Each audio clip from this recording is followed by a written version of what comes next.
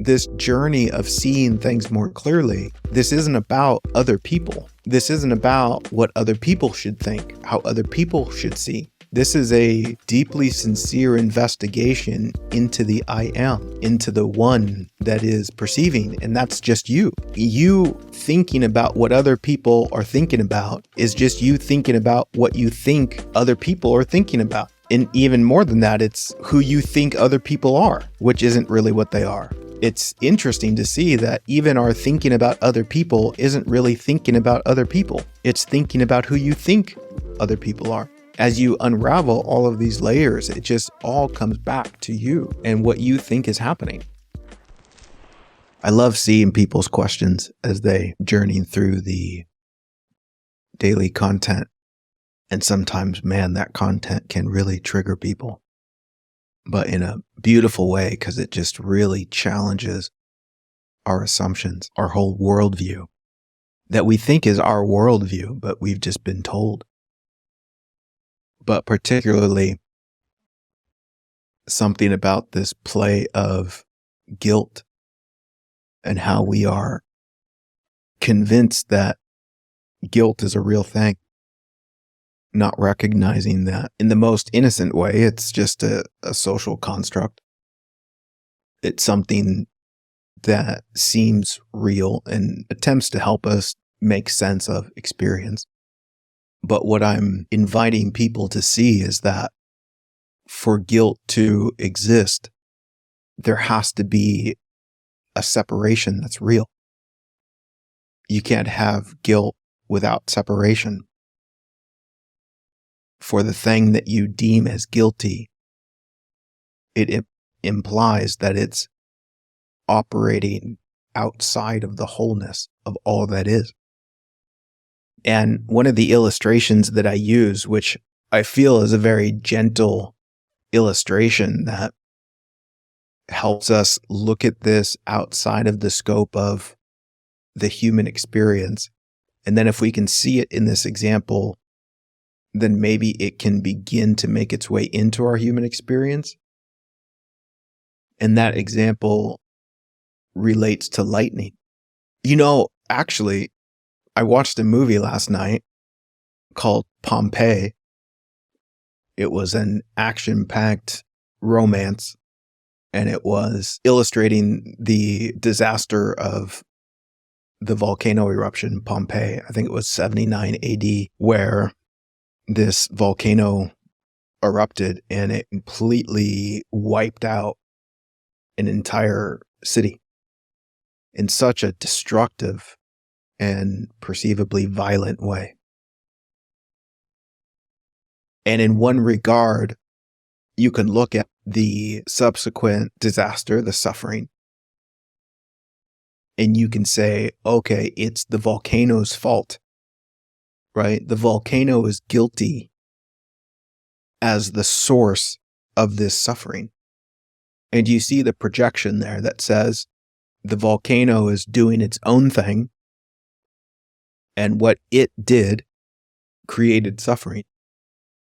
And the assumption, of course, is that the volcano operates on its own, that it's doing its own thing. Not realizing that the volcano is deeply intertwined into the wholeness of everything. The volcano doesn't do the volcano. It's the wholeness of life that does the volcano. It's not its own separate thing. It's the whole thing, pretending to be this something called a volcano. And so maybe we don't see it, but to blame the volcano is to blame the wholeness of life. Another way we can say this is to blame the volcano is to blame God. When in a more deeply compassionate way, there's an understanding that in order for life to be life, there has to be this something called a volcano.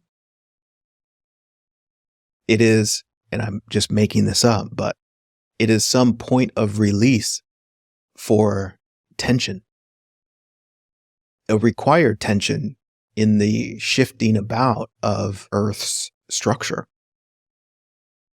It just has to be that way. Does it mean we have to like it? No. But what's the reality? The reality is that for life to be life, the volcano must be free to be a volcano. And further than that, the volcano isn't doing the volcano. And so in this, the volcano isn't guilty for the volcano. In fact, there's nothing real in life called a volcano. What is real is that one aspect of life, one aspect of the whole, acts as that something that we call a volcano. But it's life that's doing it. And this does something for me, and I wonder if it does it for you. But it relaxes my judgment toward that separate thing. And if anything, inspires a degree of compassion in such a way that it's like, do what you got to do. And I may not understand it, right? Like I might not understand the intricate details or the science of why the volcano has to be the volcano. But what I do understand is that everything that is has to be in order for life to be life. And so I step aside from the assumption that thinks I know how things should be in order for life to be life, because so easily I can say, oh, if only there weren't these things called volcanoes, then I could be at peace. Then I could be happy. Which completely misses the point that without this something called volcanoes, there's no life. It doesn't work anymore. Just as important it is that the stars are the stars in order to maintain the balance of the cosmos that allows this moment on Earth to be this moment, there must also be the expression of what we call volcanoes. It has to be that way. Sure, again, I can argue with it, but what am I arguing with? The divine organization that keeps it all together? As if I know how it should be? Because that's the truth, isn't it? I don't really know. I don't know that it shouldn't be this way. And this is such a giving back life to life. This is recognizing the sacredness in all of it. And to go further than that, my goodness, what I recognize in my experience, and again, understand, I'm only talking about what I see here. This isn't a discourse on what other people should believe or think. I'm just sharing how I see. But for me, the sufferable agitation about what happens on Earth or in life is intensified by my belief in a concept we call death. And what's very interesting is that my idea of death is just my idea of death. And so I'm not responding to the reality of death and people dying. I'm responding to my perception of it. I'm responding to what I think it means. And if I step back from my projection, again, it comes back to I don't really know. But when I look at nature, then the play of what we might call death is required in such a way that it is a cycle of birth and death that allows the whole thing to be the whole thing. And we could go even further and say, maybe nothing actually dies. The reality of what it is doesn't actually die. There's just a transformation that takes place. In the silly way of when I cut my hair off like I did this morning, we could say that's a part of me that I cut off and it dies, but do I really die? No. What I am remains.